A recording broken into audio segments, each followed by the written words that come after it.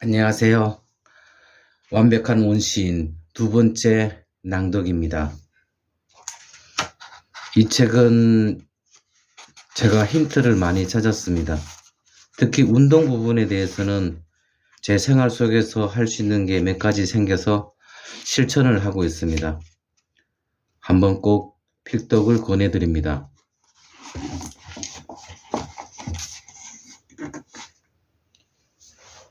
에필로그 멸종위기종 멸종위기종이라고 안내판에 적혀 있었다. 얼마 전 동물원에서 호랑이를 봤다. 우리한 호랑이는 콘크리트 바닥 위를 서성이고 있었다. 같은 경로를 왔다 갔다 10분을 지켜봐도 똑같은 동선, 눈에 빛이 없었다. 주변을 둘러봤다. 호랑이를 구경하는 사람들은 스마트폰으로 호랑이를 찍고 화면을 확인하고 다시 찍었다. 아이가 아빠 호랑이다 라고 소리쳤고 아빠는 그래 하면서 화면에서 눈을 떼지 않았다. 눈앞에 살아있는 호랑이가 있는데 화면 속 호랑이만 들여다보는 사람들의 눈에도 빛이 없었다. 주변을 떠올려보라. 아침에 알림 없이 눈이 떠지는 사람, 월요일이 기다려지는 사람, 이유 없이 콧노래가 나오는 사람, 에너지가 넘쳐 뭐라도 하고 싶은 사람, 손에 꼽을 만큼 적지 않은가? 어쩌면 한 명도 떠오르지 않을지 모른다. 반면 우울은 흔해졌고 무기력은 일상이 됐다. 커피와 술로 하루를 버티는 사람은 많다. 특별한 이유 없이 안정되고 활력 있는 사람은 좀처럼 보이지 않는다. 행복은 특별한 성취가 아니라 기본값이어야 하는데 그런 사람은 찾기 어렵다. 행복한 인간은 멸종위기종이다. 달릴 곳을 잃으면 서로를 물어뜯는다. 10만 년 전 우리 조상은 야생동물이었다. 하루 20km를 걸었다. 사냥감을 추적하고 위험을 감지하고 부족과 함께 불을 피웠다. 해가 뜨면 일어나고 해가 지면 잠들었다. 몸이 설계된 대로 살았다. 지금 우리는 어떻게 사는가? 형광등 아래 8시간 의자에 묶인 채로 배달 음식을 먹고 화면을 보다가 기절하듯 잠든다. 다음날 알람 소리에 억지로 일어난다. 이것을 반복한다. 죽을 때까지 우리는 스스로를 가뒀다. 스스로에게 사료를 먹였다.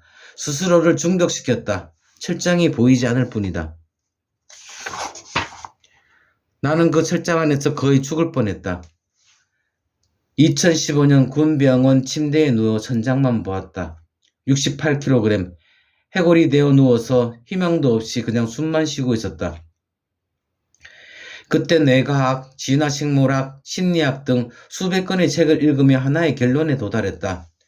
나는 고장난 게 아니었다. 야생성을 잃어버린 것이었다. 그래서 버튼을 눌렀다. 햇볕을 쬐고 걷고 사람을 만났다. 1년이 지나다 거울 속에 다른 사람이 서 있었다. 지금 나는 매일 아침이 기대된다. 특별한 이유가 없어도 기분이 좋다. 하고 싶은 일이 너무 많아서 시간이 부족하다. 10년 전의 나에게 이 이야기를 하면 믿지 않을 것이다. 달라진 건 딱 하나다. 야생성을 되찾았다. 아파트에 갇힌 보더콜리가 달릴 곳을 잃고 소파를 물어뜯듯 방향을 잃은 에너지는 결국 엉뚱한 곳을 파괴한다. 인간이 철장 속에 갇혀 제대로 버튼을 누르지 않아 엉뚱한 곳으로 에너지가 폭발해 나타난 증상이 바로 미움이다. 당신에게도 누군가에게도 있을 것이다. 당신에게도 누군가 있을 것이다. 떠올리기만 해도 심장이 빨라지는 사람, 잠들기 전 문득 생각나서 잠을 설치게 만드는 사람, 그가 잘 되면 이유 없이 억울하고 잘 되지 않으면 어딘가 시원해지는 사람, 부당하게 해고한 상사, 뒤통수를 친 동업자, 배신한 친구, 외면한 가족, 떠난 연인, 새벽 3시에 그 사람 생각이 나서 잠을 못 잔다. 샤워하다가 혼자 속으로 말싸움을 한다. 이미 끝난 대화를 수백 건 되갚는다. 우연이 아니다. 우리가 이렇게 쉽게 적을 만드는 데에는 이유가 있다. 이것은 개인의 성격 문제가 아니다. 인류가 오래 살아남기 위해 선택했던 전략의 흔적이다. 10만 년 전 부족한 충돌은 일상이었다. 발군의 선사시대 두개골의 15%에서 25%가 폭력으로 인한 외상 흔적이 나타났다. 원시인 중 원시인 4명에서 5명 중 1명은 다른 인간에게 머리를 맞아 죽었다. 이기는 부족은 살아남았다. 패배한 부족은 몰살당했다. 자연 선택은 전쟁을 잘하는 부족의 유전자를 남겼다. 편을 가르고 적을 만들고 싸우려는 욕구, 이건 악한 마음이 아니다. 10만 년간 생존에 유리했던 전략이 뇌에 새겨진 것뿐이다. 그래서 뇌는 적을 찾는 데 민감하다. 적이 없으면 불안하다. 편을 가르고 위협을 감지하고 대비하는 능력은 생존에 유리했다. 문제는 시대가 바뀌었다는 점이다. 2026년에 당신에게 역부족은 없다. 당신을 해고한 상사는 창을 들고 쳐들어온 적이 아니다. 당신을 배신한 친구를 복수한다고 해서 부적이 살아남지 않는다. 그런데 내는 그 차이를 구별하지 못한다. 내는 상황을 판단하기보다 위협 상태에 반응한다. 누군가를 원망할 때, 복수를 상상할 때, 그 사람이 망하기를 바랄 때 내는 이미 전쟁에 들어간다. 온라인에서도 마찬가지다. 스마트폰을 켜는 순간 얼굴도 없고 소리도 없는 적이 쏟아진다. 댓글 하나, 짧은 영상 하나, 자극적인 제목 하나가 즉시 편을 가른다. 이것은 토론도 단순한 의견 차이도 아니다. 뇌는 이를 모두 전쟁 신호로 해석한다. 편도체가 활성화되고 코르티솔이 분비된다. 심장이 빨라지고 손에 땀이 난다. 안전한 방 안에 앉아있지만 몸은 10만 년 전 창을 들고 적과 마주한 상태와 다르지 않다. 현실에는 전쟁이 없지만 당신의 뇌는 지금도 전쟁 중이다. 보더콜리가 소파를 물어뜯는다고 문제가 해결되던가? 아무것도 해결되지 않았다. 소파만 망가지고 보더콜리만 더 피폐해졌다. 미움도 마찬가지다. 당신이 누군가를 아무리 미워해도 그 사람은 변하지 않는다. 사과하지 않는다. 반성하지 않는다. 당신의 감정을 알아차리지도 못한다. 변하는 건 하나다. 당신의 뇌. 분노와 증오는 코르티솔을 분비시킨다. 편도체가 가민해진다. 해마가 축소된다. 전전두엽이 얇아진다. 분노도 쓰레기 도파민이다. 욕을 하면 잠깐 시원하다. 10분 뒤에는 공허하다. 그래서 더 극단적인 복수를 상상한다. 술이나 담배처럼 내성과 중독이 생긴다. 몇 년이고 원한을 품고 사는 게 이상한 일이 아니다. 그 끝을 본 사람들도 있다. 법정에 서겠다. 그 사람이 망했다. 사과를 받았다. 그런데 시원하지 않더라고 말한다. 공허하더라고 말한다. 복수는 2개의 무덤을 판다는 말이 있다. 틀렸다. 복수는 한 개의 무덤을 판다. 당신의 무덤을. 상대는 멀쩡히 살아있다. 그 안에서 당신의 뇌만 썩어간다. 당신은 승리한 게 아니다. 오해하지 마라. 나는 미워하지 말라고 설교하는 게 아니다. 그런 말은 교회나 절에서나 충분히 들었을 것이다. 의지로 미움을 멈출 수 있다면 인류 역사에서 전쟁은 진작 사라졌을 것이다. 내가 말하고 싶은 건 다르다. 버튼을 누르면 미워할 수가 없어진다. 도파민이 채워진 뇌는 적을 찾지 않는다. 세로토닌이 안정된 사람은 과거를 곱씹지 않는다. 의지로 찾는 게 아니다. 내가 그렇게 작동하는 것이다.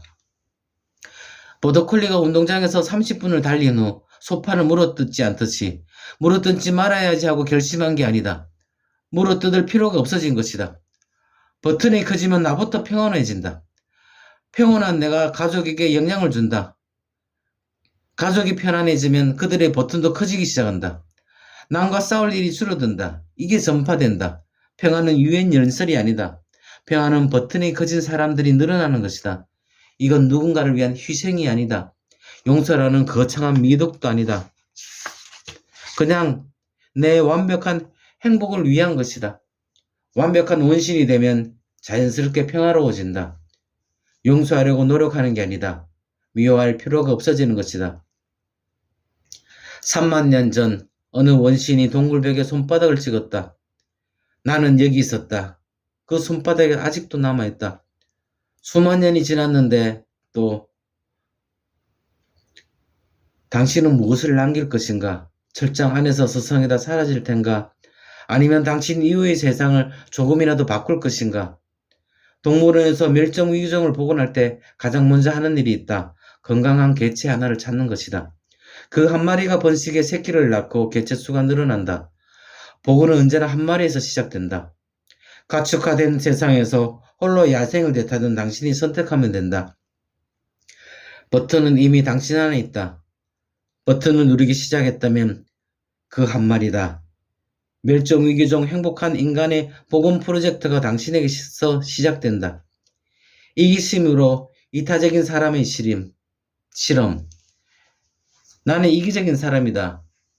누군가가 행복해질 때 내가 쾌락을 느끼도록 타고난 사람일 뿐이다. 이기심으로 이타적일 뿐이다. 23세 철학과에 들어갔다. 행복이 무엇인지 알고 싶었다. 철학은 질문을 날카롭게 만들었지만 답은 주지 않았다. 돈도 답은 아니었다. 군뱅은 침대에서 그 질문을 다시 한번 내려놨다가 다시 붙잡았다.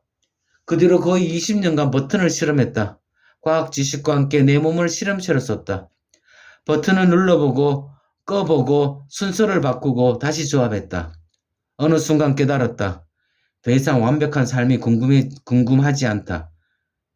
행복이 무엇인지, 어떻게 무너지는지, 어떻게 복원되는지 등 오랫동안 나를 붙잡고 있던 질문이 조용히 사라졌다. 어느새 나는 대부분의 버튼을 누르고 있었다. 어느 순간 완벽한 원신이 되어 있었다.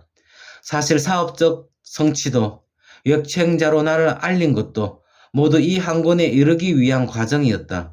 나는 2019년 수십만 명이 본 영상에서 이렇게 말했다. 제가 하고 싶은 이야기는 사실 돈 이야기 아니었어요. 행복의 기술에 관한 이야기였습니다. 조금만 기다려주세요. 그 말을 한 이후 7년이 지났다. 이제야 약속을 지킨다.